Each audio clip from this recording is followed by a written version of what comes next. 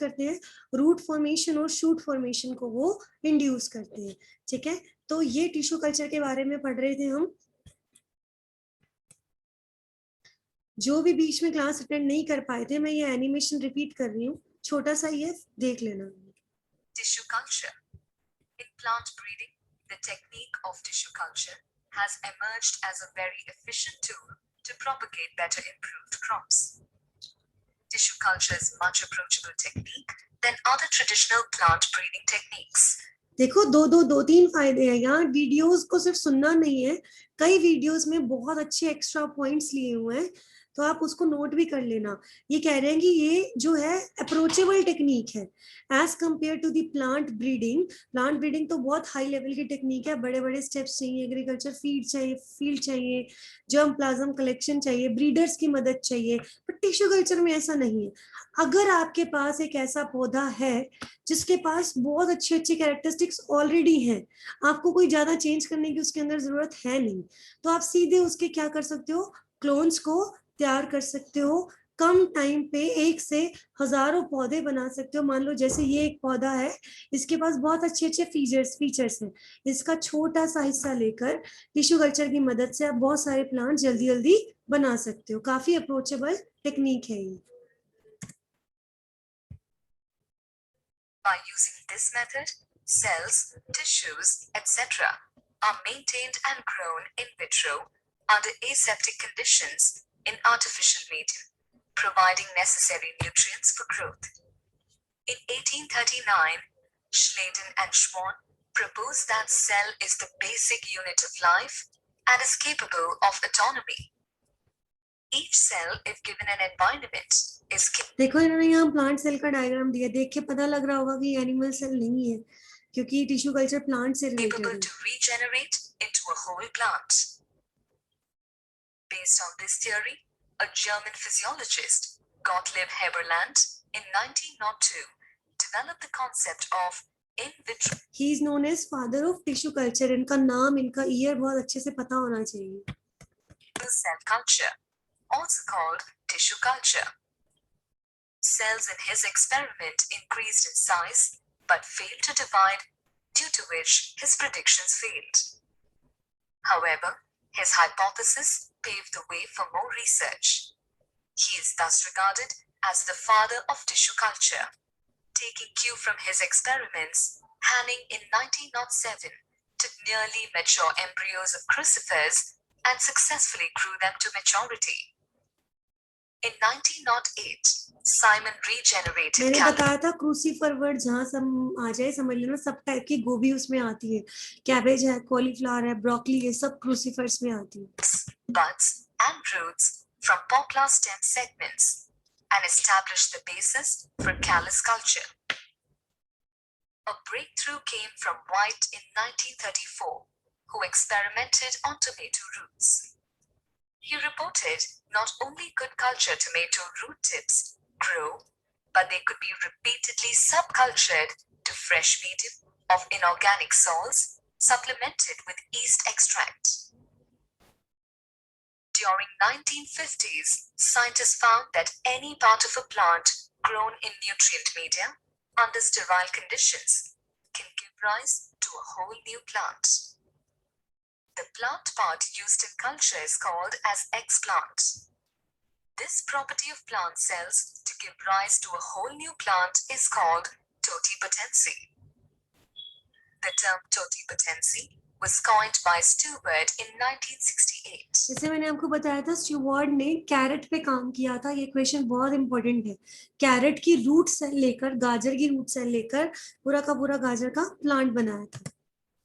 Totipotency.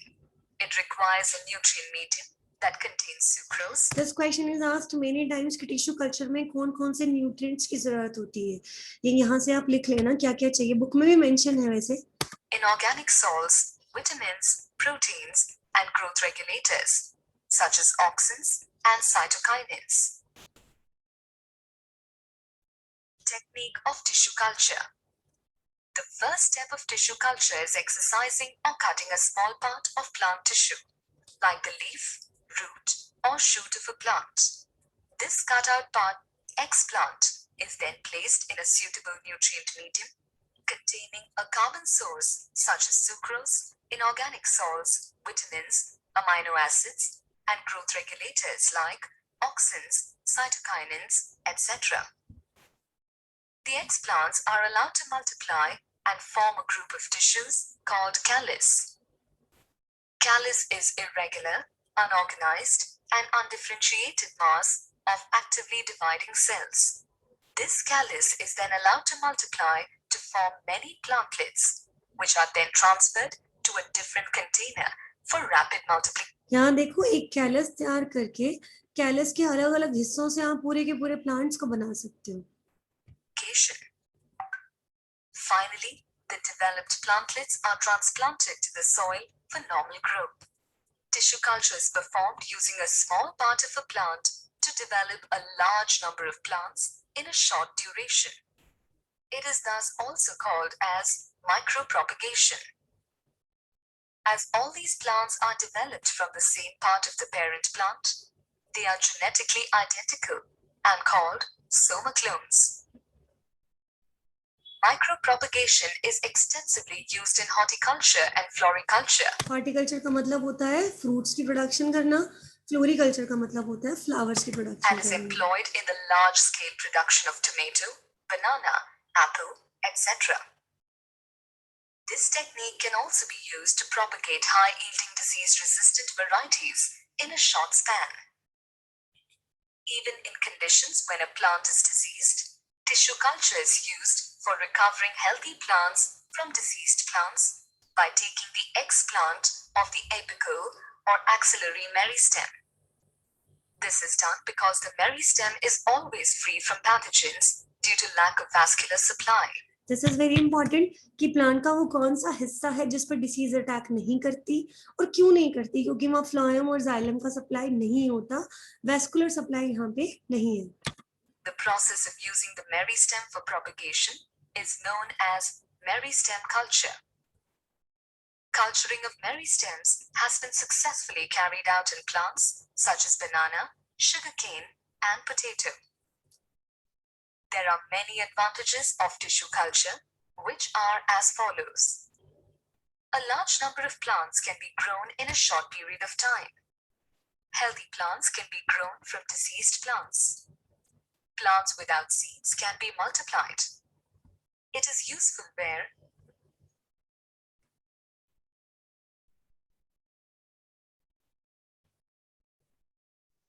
सुना video clear हो गया?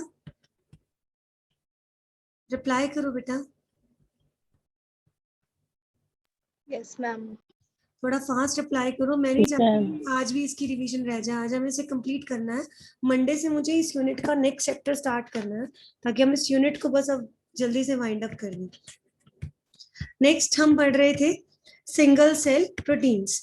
ठीक है, सिंगल सेल प्रोटीन्स का मतलब क्या है कि एक एडिबल यूनिसेलुलर ऑर्गेनिज्म को आप खा सकते हो, सॉरी यूज कर सकते हो as a source of food, right. Single cell proteins मतलब एडिबल यूनिसेलुलर ऑर्गेनिजम्स. एडिबल का मतलब होता है जिनको खाया जा सके, यूनिसेलुलर का मतलब होता है सिंगल सेल ऑर्गेनिजम्स. पता ही है, ठीक है. अब इनको डिफाइन कैसे करोगे? Dead dry cells of the microorganisms like yeast, bacteria, fungus, algae which can be used as a source of protein. सुनने में थोड़ा अटपटा है. बैक्टीरिया को लैब में ग्रो कर दिया, फंगस को लैब में ग्रो कर दिया, एल्गी है, लार्ज स्केल पे ग्रो करके ड्राई करके पाउडर बना के उसे हम कंज्यूम करते हैं as a source of food. क्योंकि इतनी ज्यादा पॉपुलेशन बढ़ रही है, हम कोशिश कर रहे हैं एनिमल हस्बेंड्री को मैनेज करके, प्लांट ब्रीडिंग के थ्रू, टिश्यू कल्चर के थ्रू, फिर भी कितना ऐसा कि हम प्रॉपर न्यूट्रिशन नहीं दे पा रहे, लोग माल नरिश की वजह से भी मर जाते हैं. तो सिंगल सेल प्रोटीन के बारे में फायदा क्या है? एक कि इसमें न्यूट्रिशन बहुत बहुत ज्यादा है. ठीक है, नीड क्यों है सिंगल सेल प्रोटीन की? पॉपुलेशन बहुत ज्यादा बढ़ रही है, फूड प्रोडक्शन इतनी ज्यादा नहीं है, फूड प्रोड्यूस कर भी रहे हैं तो क्वालिटी से कॉम्प्रोमाइज हो रहा है, कहीं ना कहीं न्यूट्रिशन नहीं मिल रहा, पोषण नहीं मिल रहा. तो अल्टरनेट सोर्स क्या है? Single cell protein. इनके फायदे क्या है? प्रोटीन बहुत ज्यादा है, विटामिन बहुत ज्यादा है, कार्बोहाइड्रेट ज्यादा है और लिपिड्स क्या है? कम है. तो यही हमारा डिजायरेबल फीचर है. सबसे पहला कमर्शियल सिंगल सेल प्रोटीन जो बनाया गया था दैट वाज दी प्रोटीन और ये बनाया गया था एक बैक्टीरिया से, मिथाइलोफिलस मिथाइलोट्रोफस, वेरी इंपॉर्टेंट। इस बैक्टीरिया को लैब में ग्रो करके ड्राई करके पाउडर बनाया गया था, उसको नाम दिया गया था प्रोटीन। पहले इसको कहते थे माइक्रोबियल प्रोटीन, जो सुनने में बहुत ऑड था, लोग इसको यूज करना भी अच्छा नहीं समझते थे। फिर कैरल विल्सन नाम के एक प्रोफेसर ने ये नाम चेंज करके थोड़ा टेक्निकल नाम दिया था सिंगल सेल प्रोटीन, ठीक है, जो स्पाइरुलिना बहुत बार यूज करते हैं। इसके बारे में स्पेस ट्रेवलर्स होते हैं जो अंतरिक्ष में जाते हैं काम करने, वहां उनके पास खाने का सोर्स नहीं होता, वो स्पाइरुलिना के पाउडर लेकर जाते हैं। जिम में मसल मास बढ़ाने के लिए प्रोटीन पाउडर्स देते हैं, प्रोटीन शेक्स देते हैं, उसके कभी इंस्ट्रक्शन पढ़ना, उसमें भी ये यूनिसेलुलर ऑर्गेनिजम्स को यूज किया गया होता है। इनका प्रोटीन प्रोडक्शन बहुत ज्यादा है। एक कंपैरिजन है आपकी बुक में, 250 किलो की अगर एक गाय हो तो वो इतना दूध देती है, इतना प्रोडक्ट देती है कि सिर्फ एक दिन में आप मैक्सिमम 200 ग्राम प्रोटीन बना सकते हो, या हद 250 ग्राम, जिसको आप एक पाव बोलते हो। लेकिन अगर 200 ग्राम बैक्टीरिया होगा तो वो एक दिन में 25 टन प्रोटीन देता है। 25 टन का मतलब होता है 2500 किलो। सोचो वो कितना प्रोटीन दे सकता है, ठीक है। दूसरा इनका फायदा क्या है, न्यूट्रिशनली तो ये बहुत खास है, बहुत अच्छे हैं। एक फायदा ये है कि वेस्ट वाटर पे ग्रो कर जाते हैं, तो वेस्ट वाटर को भी मैनेज कर सकते हैं। इनको बनाओगे कैसे? स्टेप 1 क्या है, लैब में बैक्टीरिया लिया, थोड़ा सा बैक्टीरिया आपके पास, आर्टिफिशियल कंडीशंस में पेट्री प्लेट्स के अंदर, जैसे ये बैटरी प्लेट है, ठीक है, एक सेकेंड,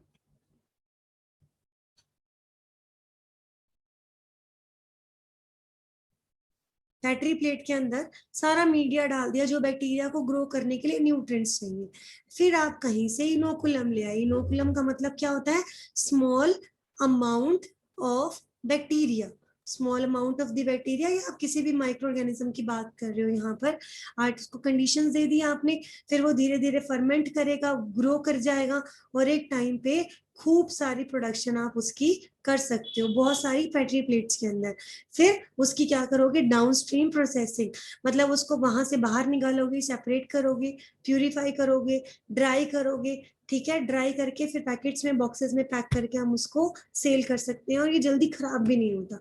बहुत रिच सोर्स है किसका, ये प्रोटीन का। कुछ जैसे लार्ज स्केल में जब इसको बनाते हैं तो इसमें प्रिजर्वेटिव्स भी ऐड किए जाते हैं। इसका एनिमेशन दिखाऊं या सीधा प्लांट ब्रीडिंग का ही दिखा दूं? बोलो। फंगस भी सिंगल सेल है, बताओ। मैम प्लांट ब्रीडिंग ही करवा दो। ठीक,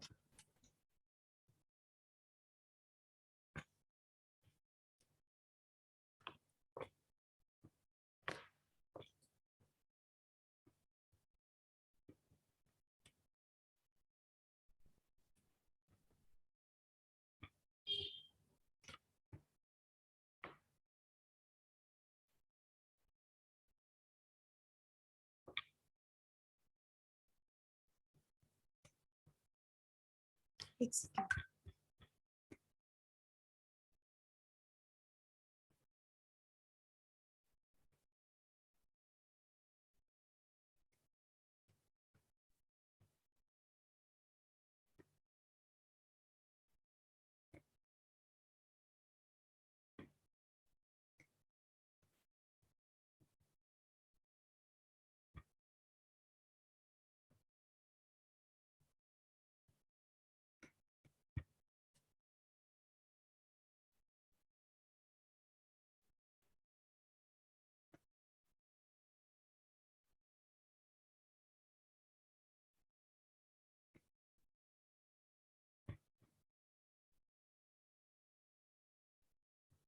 स्क्रीन दिख रही है सबको?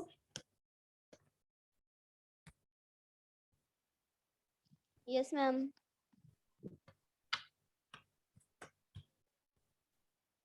प्लांट ब्रीडिंग हम पढ़ रहे थे, लास्ट हमने ये डिस्कस किया था, लास्ट टॉपिक इस चैप्टर में।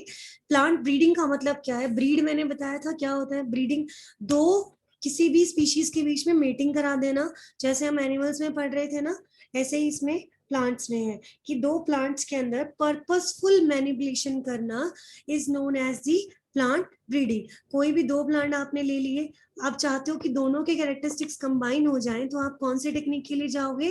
प्लांट ब्रीडिंग के लिए। ठीक है, जैसे मान लो ये एक प्लांट है और ये एक प्लांट है, ए प्लांट और ये बी प्लांट। अगर आप चाहते हो इसके कैरेक्टर्स इसमें आ जाएं या इसके इसमें आ जाएं, तो आप कौन सी टेक्निक को ऑप्ट करोगे? Plant breeding. जो आपका नया प्लांट बनेगा वो क्या होगा? हाइब्रिड। उसके पास क्या होंगे? दोनों के कैरेक्टरिस्टिक्स। ये डेफिनेशन जितनी आसान है, लेकिन ये प्रोसेस उतना ही ज्यादा कॉम्प्लिकेटेड है। Purposeful manipulations of the plants to modify the character of the plants, ठीक है, which are better suited for the cultivations. एक चीज आपको बार बार यहाँ आएगी, कल्टीवार्स टर्म आती है और एक वाइल्ड वेराइटी। इसमें डिफरेंस ध्यान रखा करो। वाइल्ड वेराइटी का मतलब होता है, वाइल्ड वेराइटी का मतलब, मैंने देखो मान लो गेहूं की कोई वाइल्ड वेराइटी है जो एज इट इज नेचर में पाई जाती है, जिसमें कोई चेंज नहीं किया गया, ओरिजिनल है वो। कल्टीवर्स वो होते हैं जिनको मॉडिफाई किया जा चुका है एक अपने एक जगह के एनवायरनमेंट के लिए। मतलब हरियाणा में सपोज फतेहाबाद के खेतों में जो गेहूं उग रहा है, कोई कल्टीवार है, मतलब उसको वहां के एनवायरनमेंट के अकॉर्डिंग अडेप्टेड है, उसी के अकॉर्डिंग उसे मॉडिफिकेशंस है। वाइल्ड वेराइटी क्या है? ओरिजिनल वाली, जो हर जगह पाई जाएगी, नेचुरल है, जिसमें कोई भी चेंजेस किए गए नहीं है। ठीक है, प्लांट ब्रीडिंग करने के लिए हम दो तरीकों को यूज करते हैं। प्लांट ब्रीडिंग का आपका पर्पस क्या होगा? वही कि आपको यील्ड तो बढ़ानी है, प्लांट्स का नंबर आपको बढ़ाना ही बढ़ाना है, प्लस आपको क्वालिटी भी क्या करनी है? इंप्रूव करनी है। आप चाहो किसी भी प्लांट के कैरेक्टरिस्टिक्स को मिक्स एंड मैच कर सकते हो। दो तरीके हैं, ट्रेडिशनल मेथड और एक मॉडर्न मेथड। मॉडर्न में जेनेटिक इंजीनियरिंग यूज होती है, ये एनिमल्स में भी यूज हो सकती है और कर भी रहे हैं बहुत सारे डिसीजेस के इलाज के लिए, जो हम बायोटेक में डिस्कस करेंगे। ट्रेडिशनल मेथड या फिर कन्वेंशनल मेथड, पुराना जो चला आ रहा है, इसके 5 स्टेप्स होते हैं। ठीक है, उससे पहले मैंने बताया था प्लांट ब्रीडिंग की जरूरत क्यों पड़ी। प्लांट ब्रीडिंग की जरूरत इसीलिए पड़ी कि पॉपुलेशन बढ़ रही है, फूड डिमांड बढ़ रही है, एग्रीकल्चर लैंड बहुत कम है। जैसे जैसे पॉपुलेशन बढ़ रही है, पेड़ों को काट रहे हैं, जमीनों को बिल्डिंग्स बनाने में यूज कर रहे हैं, तो हम एग्रीकल्चर लैंड बढ़ाने की तो सोच ही नहीं सकते। जो है उसको बचा ले, वही बहुत है। हमें क्या करना है? उतनी ही जगह में ऐसे पौधे उगाएं जिसकी क्वालिटी अच्छी हो। ठीक है, माल नरिश ना हो, लोगों को पूरा पोषण मिलता हो, हिडन हंगर ना हो लोगों के अंदर। हिडन हंगर का मतलब होता है कि एक तो हम भूखे, हमें खाना नहीं मिल रहा, वो तो है हंगर। एक है कि हमें खाना भी मिल रहा है, हम पेट भी भर रहे हैं, लेकिन हमारी बॉडी को न्यूट्रिशन प्रॉपर नहीं मिल रहा। This is the hidden hunger. तो इन सबको ओवरकम करने के लिए प्लांट ब्रीडिंग की जरूरत पड़ी। 5 स्टेप्स हैं इसके। पहला क्या था? Collection of variability. आप जब भी किसी फसल पे काम करने लगे हो, प्लांट ब्रीडिंग एग्रीकल्चर यूनिवर्सिटीज में की जाती है, बड़े बड़े ब्रीडर्स, बड़े बड़े साइंटिस्ट, रिसर्च स्कॉलर्स इसमें काम करते हैं। ठीक है, तो आपको क्या करना है? Collection of variability. मतलब आपने अगर राइस पे काम किया है, तो ऑल ओवर द वर्ल्ड कहाँ कहाँ राइस उगता है, शुरू करने से पहले आपके पास सारा सैंपल होना चाहिए, सारे सीड्स होने चाहिए, ताकि आप कह सको कि मेरे पास उसका पूरा जीन पूल इकट्ठा है, कि उस जगह पे उगने वाले राइस की क्वालिटी अच्छी है, मेरे पास है। वहां पे जो राइस उगता है उसका कलर बहुत अच्छा है, वो भी हमारे पास इस टाइम अवेलेबल है। किसी जगह के राइस का साइज अच्छा है, कहने का मतलब है हमारे पास उसके सारे कैरेक्टरिस्टिक्स हैं in the form of the samples. उसके सारे जीन, सारे एलील्स हमने क्या कर दिए? कलेक्ट कर दिए। इसको क्या बोला आपने? Germ plasm collection. ये सारा मैंने यहाँ मेंशन किया हुआ है। ठीक है, उसके बाद आता है जर्म प्लाज्म, तो आप ले आए, अब उसको इवेल्युएट भी करो। आपने तो 100 सैंपल इकट्ठे किए, आप क्या 100 पे काम करोगे? उन 100 में से कोई 2 या 3 चूज करने हैं जिसको आप ब्रीडिंग के लिए यूज करोगे। ठीक है, कैसे करोगे? हर एक जर्म प्लाज्म के कैरेक्टरिस्टिक्स उसके साथ मेंशन होते हैं, वो हमने एनिमेशन देखा था, हम दोबारा देखेंगे। मेंशन होते हैं कि इस चावल में ये खासियत है। ठीक है, प्लस आप उसके भरोसे नहीं रह सकते, आप उसको खुद अपनी फील्ड में ग्रो करके भी देखोगे कि क्या वाकई में इसमें ये फीचर्स हैं। लेबोरेटरी में टेस्ट करोगे कि वो सही है जेनेटिकली या नहीं है। इवैल्यूएशन का मतलब होता है उसका पूरा का पूरा एनालिसिस करना, उसकी पूरी जांच पड़ताल करना। ठीक है, इवैल्यूएट करोगे तभी आप आगे काम करना। ये एक बहुत बड़ा काम है। आप किसानों के लिए एक नई वैरायटी बनाने जा रहे हो, तो उसके लिए आप कहीं कोई भी कमी नहीं छोड़ सकते। कई सालों की ये रिसर्च होती है, राइट। तो इवैल्यूएट कर दिया आपने, 100 में से कोई 2-3 ऐसे ढूंढ डाले जो आपको अब आपको जिसके ऊपर काम करना है, अब आप क्या करोगे, जो आपके पेरेंट, किसी को भी आप मेल यूज कर सकते हो, किसी को भी आप फीमेल, वो आपकी लिमिटेशन नहीं है। फिर आप क्या करोगे, cross hybridization among the selected parent, जो आप सिलेक्ट करके लाए हो अब उसमें क्या करोगे, क्रॉसिंग कराओगे। क्रॉसिंग इतनी इजी नहीं है। क्यों इजी नहीं है? क्योंकि अलग अलग स्टेप्स हैं। ये बायोसेक्सुअल प्लांट है, उसमें मेल पार्ट भी है, फीमेल पार्ट भी है, वो सेल्फिंग कर जाएगा तो आप क्रॉसिंग कैसे कराओगे? आप तो ये चाहते हो कि ये एक प्लांट है और ये एक प्लांट है, ये आपस में कैरेक्टर एक्सचेंज करें।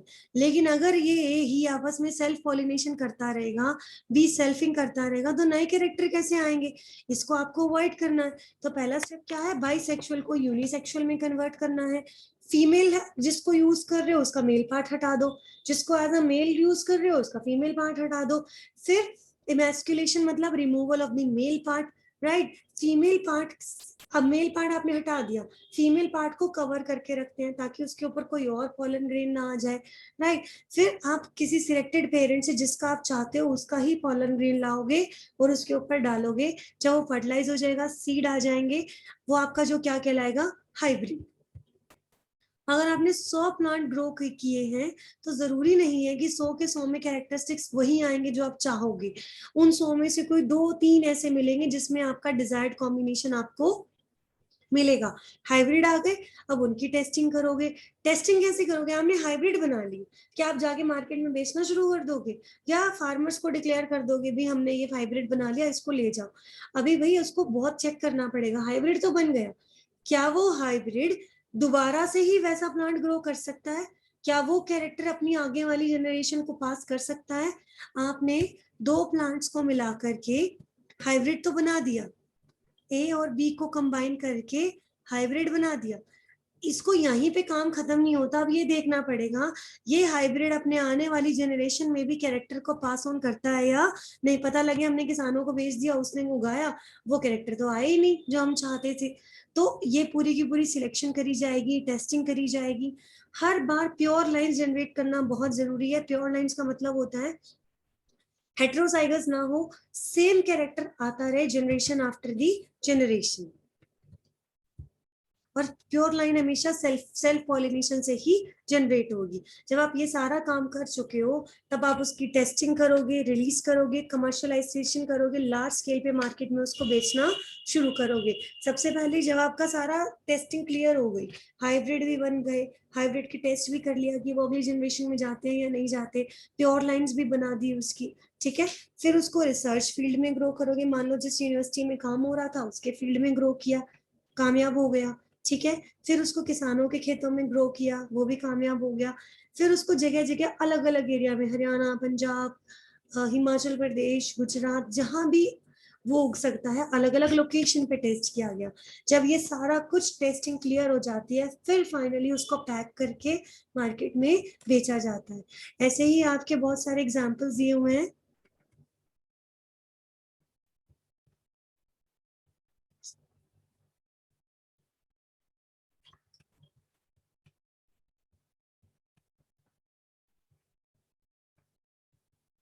बहुत सारे एग्जाम्पल्स दिए हुए हैं, ये आप पढ़ लेना। मैंने पेज नंबर भी मेंशन किया था कि कौन कौन से ऐसे प्लांट्स को यूज करके आप प्लांट ब्रीडिंग को सक्सेसफुली अभी तक गवर्नमेंट जो है वो बना चुकी है।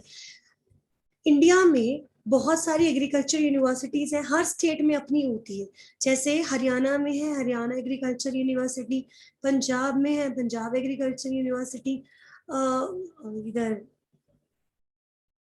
हिली एरियाज में उत्तराखंड में पंतनगर है, पंतनगर में यूनिवर्सिटी है जीपीबी पंतनगर एग्रीकल्चर यूनिवर्सिटी।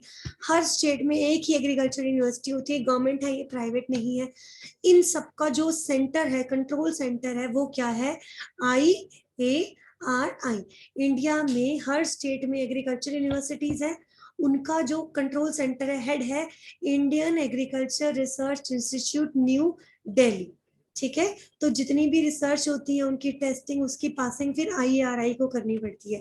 एडमिशंस इसके अंडर होते हैं, नया स्टाफ अपॉइंट होता है वो इसके अंडर है। मैंने आपको बताया था ARS के बारे में, एग्रीकल्चर रिसर्च साइंटिस्ट की भी एक पोस्ट होती है, वो भी IARI में ही सिलेक्शन होता है उसका, ठीक है। तो प्लांट ब्रीडिंग की मदद से बहुत सारे डिसीज रेजिस्टेंट प्लांट बनाए जा सकते हैं। हर साल हमारी फसलों को डिसीजेस से बहुत नुकसान होता है। जैसे हमें बीमारियां लगती हैं वैसे ही पौधों को भी बीमारियां लगती हैं। बैक्टीरिया, वायरस, फंगस इनको बहुत अटैक करते हैं, जिनको हम क्या कहते हैं, पैथोजन, डिसीज कॉजिंग ऑर्गेनिजम्स। तो आप ऐसी ही वैरायटी बना दो, एक ऐसा प्लांट बना दो जो डिसीज रेजिस्टेंट हो, जिसके ऊपर कोई भी पैथोजन का अटैक पॉसिबल ही नहीं हो। उसका फायदा क्या होगा, एक तो हमारी यील्ड बढ़ेगी, बीमारियां नहीं होंगी, हमारी फसलें खराब नहीं होंगी। दूसरा, हमें बीमारियों को मारने के लिए केमिकल्स का यूज नहीं करना पड़ेगा। जो हम ये केमिकल्स यूज करते हैं ना, वो कहीं ना कहीं हमें भी तो हार्म करता है। मिट्टी में आएगा, पानी में आएगा, फलों में, सब्जियों में आएगा, वो कहीं ना कहीं हमारी बॉडी में भी जाएगा। तो इसीलिए आप डिसीज रेजिस्टेंट प्लांट ही बना डालो कि आपको केमिकल यूज ही ना करना पड़े, राइट। तो अब इसके लिए बैक्टीरिया से होने वाली कौन सी बीमारियां, फंगस से, वायरस से, प्लांट्स के अंदर, ये पढ़ लेना। दो मेथड्स को आप यूज कर सकते हो, ट्रेडिशनल कन्वेंशनल मेथड और एक म्यूटेशन ब्रीडिंग।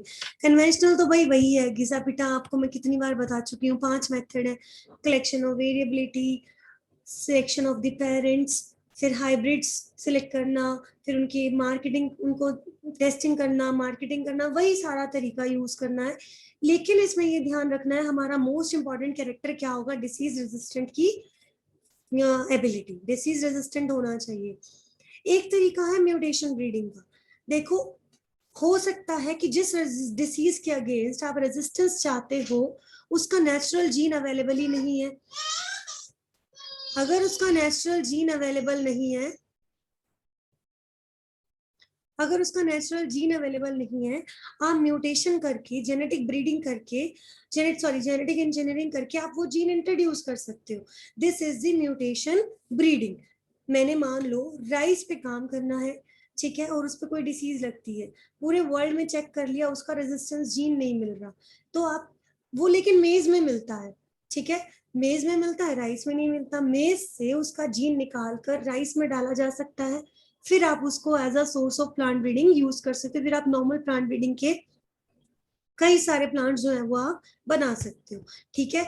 हो सकता है कहीं भी नहीं मिल रहा, मेज में तो मिल गया, एक तरीका ये मेज से डाल दिया। हो सकता है कहीं भी नहीं मिल रहा, आपको म्यूटेशन करके ही वो इंट्रोड्यूस करना पड़ रहा है। तो इस तरीके से म्यूटेशन ब्रीडिंग की जरूरत क्यों पड़ी, ये आप पढ़ लेना। कन्वेंशनल ब्रीडिंग, म्यूटेशन ब्रीडिंग में फायदा क्या है। कन्वेंशनल का मतलब ये है कि जो अवेलेबल है जीन्स उसी पे काम करोगे। म्यूटेशन ब्रीडिंग और उसका ये है कि आप नए जीन्स को इंट्रोड्यूस कर सकते हो, ठीक है। मूंग बीन में ये यूज किया जा चुका है। ऐसे ही प्लांट ब्रीडिंग की मदद से इंसेक्ट और पेस्ट रेजिस्टेंट प्लांट भी बनाए जा सकते हैं। जैसे बीमारियों से हर साल फसलों को नुकसान होता है, वैसे ही इंसेक्ट पेस्ट से भी फसलों को बहुत ज्यादा नुकसान होता है। इनको किल करने के लिए भी केमिकल यूज करने पड़ते हैं जो हमें बहुत ज्यादा नुकसान करते हैं। कुदरती तौर पर नेचुरल तरीके से प्लांट्स के अंदर कुछ डिफेंस मैकेनिज्म होते हैं, मॉर्फोलॉजिकल, बायोकेमिकल, फिजियोलॉजिकल। मॉर्फोलॉजिकल में देखो, मॉर्फोलॉजी का मतलब होता है which is related to the morphology. गेहूं है, कॉटन है, ठीक है, इनके जो लीफ होते हैं वो हेरी होते हैं, पत्तों के ऊपर छोटे छोटे छोटे छोटे से बाल होते हैं, जैसिड होती हैं, लीफ बिटल्स होती हैं। ये इन पत्तों वाले लीफ पे सर्वाइव ही नहीं करती, फीड नहीं करती। इसका मतलब कुदरत ने ही उन्हें एक डिफेंस मैकेनिज्म दिया है, ठीक है। वीट की जो स्टेम होती है काफी ज्यादा हार्ड होती है, सॉफ्ट फ्लाई होती है, मक्खी टाइप ही होती है, ये उसके ऊपर जाके उसको अटैक नहीं करती क्योंकि इतनी हार्ड स्टेम उसको अच्छी नहीं लगती। कॉटन के लीफ बहुत ज्यादा स्मूथ होते हैं, फूलों में नेक्टर नहीं होता, लीफ स्मूथ होते हैं। बॉलवॉर्म जो होता है, कीड़ा होता है एक, ये उसके लीफ पे रह ही नहीं पाता, वो नीचे गिर जाता है क्योंकि इतने स्मूथ होते हैं। प्लस उसके फूलों में नेक्टर नहीं होता, फूलों में नेक्टर नहीं होगा तो उसके पास जाएगा क्यों, कॉटन के फूल आपने भी देखे होंगे। तो ये मॉर्फोलॉजिकल एडेप्टेशन है जो नेचुरल उनके अंदर प्रेजेंट है, ठीक है। तो इसके मतलब इनके ऊपर इंसेक्ट अटैक नहीं कर सकता, हम इनको यूज कर सकते हैं। वीट की हार्ड स्टेम है, इसके अंदर मतलब जीन है, यहाँ से निकालकर कोई ऐसा पौधा बनाया जा सकता है जिसकी हार्ड स्टेम बनाई जा सके। बायोकेमिकल, मेज के अंदर एस्पार्टिक एसिड ज्यादा होता है, नाइट्रोजन कम होती है, शुगर कम होती है। स्टेम बोरर, स्टेम बोरर मतलब स्टेम, बोरर मतलब छेद करना। ऐसे कीड़े जो स्टेम में छेद कर दे वो मेज पे फीड नहीं करते, क्योंकि उनको क्या होता है, एस्पार्टिक एसिड कम चाहिए, नाइट्रोजन ज्यादा चाहिए और शुगर ज्यादा चाहिए। लेकिन ये चीजें उल्टी हैं, जब ये चीजें नहीं है तो उस पर फीड नहीं करेंगे। तो इस तरीके से इसमें जो तरीका आप यूज करोगे कन्वेंशनल मेथड यूज करोगे। आपको पता है कि कुछ कुछ प्लांट्स में कुछ कुछ स्पेशल फीचर्स हैं जो इंसेक्ट पेस्ट के अटैक से उनको बचाते हैं, उनको as a source of gene use करके नए प्लांट्स नई क्रॉप्स जो है वो बनाई जा सकती हैं। इस तरीके से प्लांट ब्रीडिंग को यूज करते हैं। 5 स्टेप का मेथड है जो कन्वेंशनल है। ब्रीडिंग वाला भी यूज कर सकते हो, नए कैरेक्टरिस्टिक्स को आप इंट्रोड्यूस कर सकते हो इन दैट केस कि आपको वो कैरेक्टर अवेलेबल नहीं हो रहा, उसका जीन अवेलेबल नहीं हो रहा। प्लांट ब्रीडिंग की मदद से insect pest resistant, disease resistance बनाए जाए, इवन फूड क्वालिटी भी बढ़ाई गई है। बायो फोर्टिफिकेशन, बायो मतलब लिविंग, फोर्टिफिकेशन मतलब ऐड करना।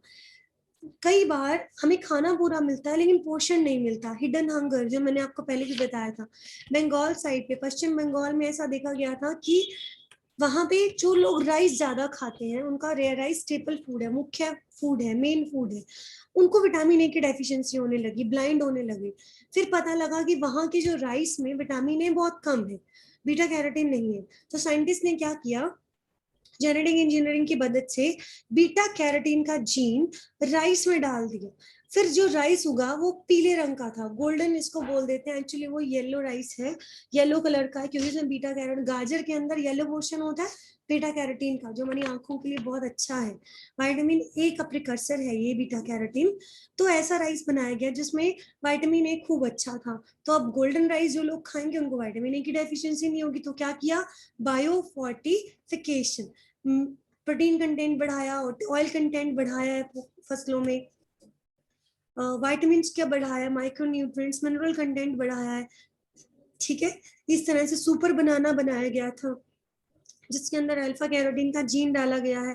कैरेट, पंपकिन, स्पिनच, पालक जिसको बोलते हैं, विटामिन ए रिच वाली, ऐसे बहुत सारी फसलें बनाई जा चुकी हैं जिसमें प्लांट ब्रीडिंग की मदद से, जेनेटिक इंजीनियरिंग की मदद से ऐसे न्यूट्रिएंट्स, ऐसे विटामिन्स डाल दिए गए हैं, प्रोटीन कंटेंट बढ़ा दिया गया है जिससे हिडन हंगर से बचा जा सकता है।